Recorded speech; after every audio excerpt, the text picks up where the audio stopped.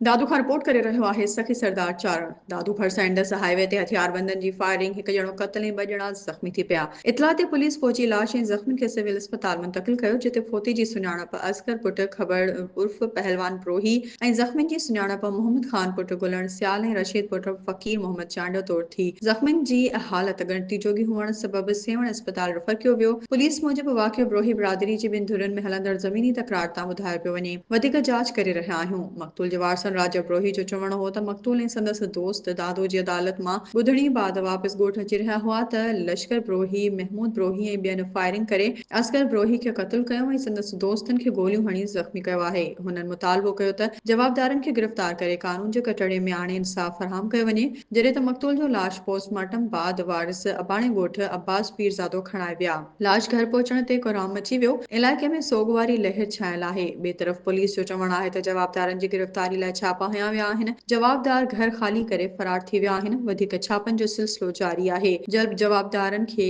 कानून जे कटड़े में आंदो वेंदो।